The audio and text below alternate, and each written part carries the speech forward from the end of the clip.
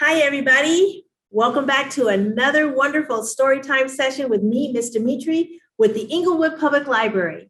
For today, we are going to be sharing a story, Hansel and Gretel. This was retold and illustrated by Rachel Isadora. But before we begin, let's do our Storytime welcome song. We're going to do our teddy bear welcome. So let's get our clapping hands together. Here we go.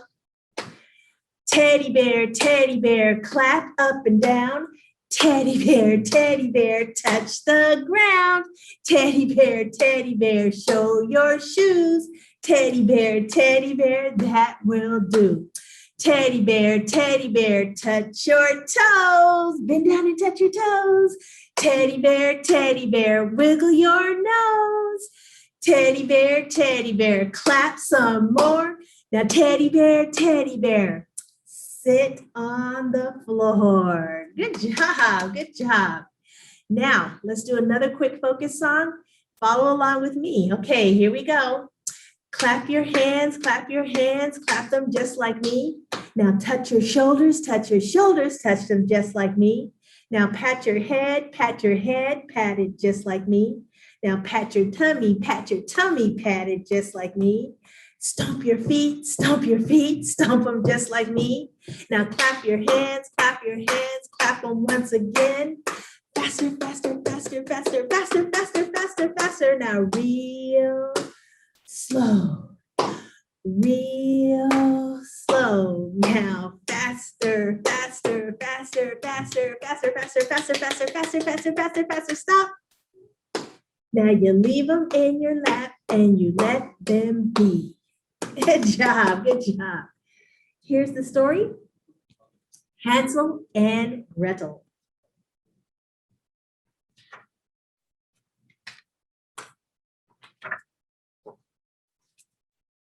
Once there was a poor woodcutter who had come upon hard times.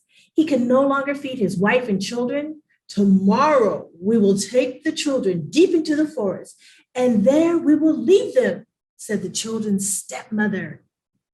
I cannot do that to my own children, the man said.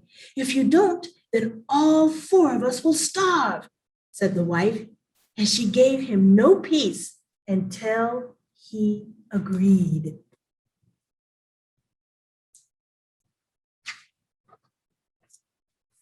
Hansel and Gretel had overheard what their stepmother said.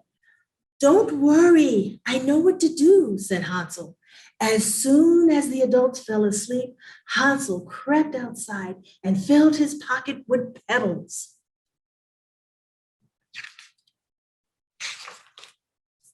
The next morning, the stepmother woke Hansel and Gretel. She told them that they were going to collect wood and gave them each a small piece of bread. As they walked, Hansel kept stopping. What are you doing? His father asked. I'm looking at my cat sitting on our roof. Hansel said, You fool. This is just the morning sun shining on the chimney, the stepmother scolded. But Hansel had not been looking at the cat. He had been dropping pebbles onto the path.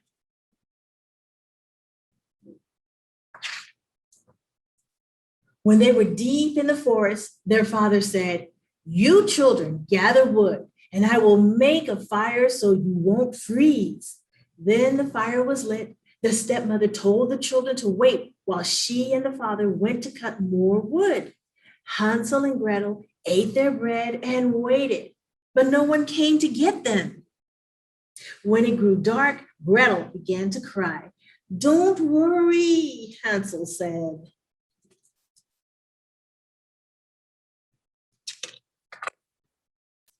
The pebbles Hansel had dropped glistened in the moonlight, and the children followed them home. When their father saw them, he was overjoyed. The stepmother pretended that she was happy too, but secretly she was angry.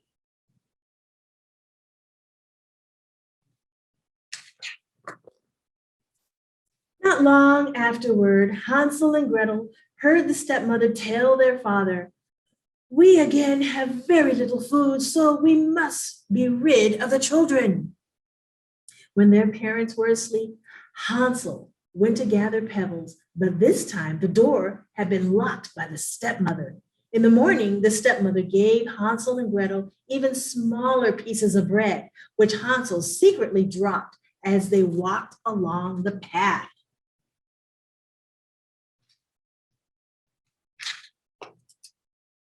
Now the children were left even deeper into the forest.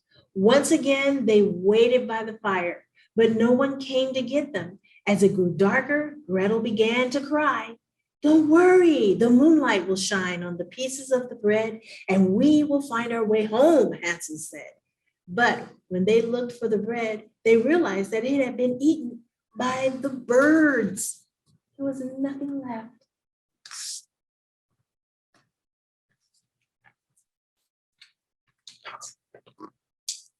For 3 days, Hansel and Gretel tried to find their way out of the forest. They were terribly hungry. When they came to the little house built entirely from bread, with the roof made of cake and windows made of sugar, they began to gobble down pieces of the house when they heard a voice calling from inside, "Nibble, nibble, little mouse, who is nibbling at my house?"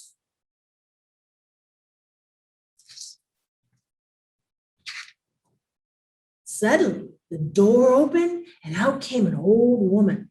Hansel and Gretel were so frightened they dropped what they were eating.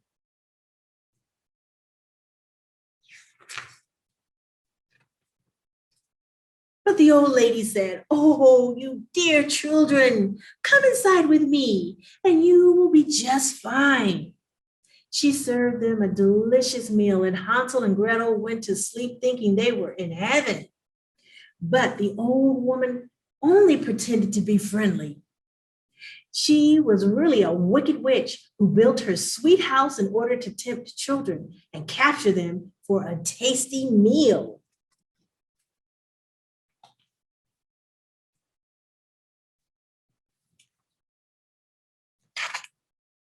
When Hansel and Gretel slept, the witch looked at them. "They will be good mouthful," she said. In the morning, she grabbed Hansel and locked him in a cage. She ordered Gretel to cook for her brother so he could be fattened up.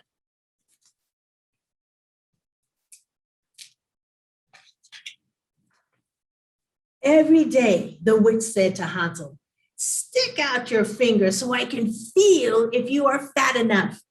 But the witch had bad eyes, so Hansel would stick out a little bone that Gretel gave him. The witch wondered why he wasn't getting any fatter.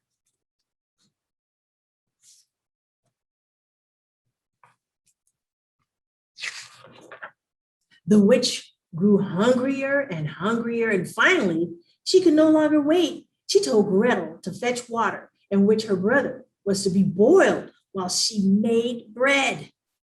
Then she told Gretel to climb inside the oven to see if it was hot enough, but Gretel could see that the witch planned to bake her. So she said, "I don't know how, you have to show me."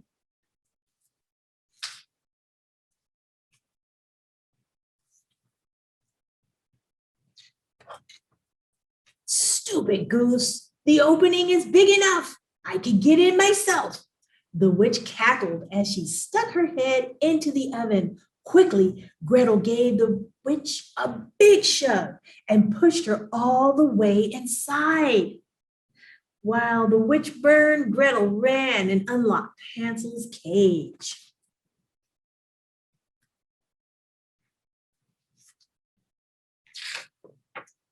Hansel and Gretel jumped for joy and filled their pockets with the witch's precious stones and pearls. When they found their way back home, their father rejoiced to see them, for he had a happy day. He had not had a happy day since they had been gone. During their time away, their stepmother had died. Now all of their cares were at an end, and they lived happily ever after. The end. That is the story of Hansel and Gretel, retold by Rachel Isadora. Are you guys ready for a fun little flannel story? Let's see if you can guys get your jumping legs going and your clapping hands. This one is the 5 funny people. Here we go. 5 funny people on a trampoline, jumping as high as an acrobat team. Well, 5 went up and 4 went down because this one landed in the very next town. Now there's only 4. 4 funny people on a trampoline, jumping as high as an acrobat team. 4 went up, but only 3 came down because this one landed in the very next town. Now there's only 3. 3 funny people on a trampoline, jumping as high as an acrobat team. 3 went up, but only 2 came down because this one landed in the very next town. Now there's only 2. 2 funny people on a trampoline, jumping as high as an acrobat team. 2 went up, but only 1 came down because this one landed in the very next town. Now there's only 1 left. 1 funny person on a trampoline, jumping as high as an acrobat team. He went up, but didn't come down because this one landed in the very next town. Now there's no funny people on a trampoline, not jumping high as an acrobat team. None went up and none came down. But I hope that town has very soft ground.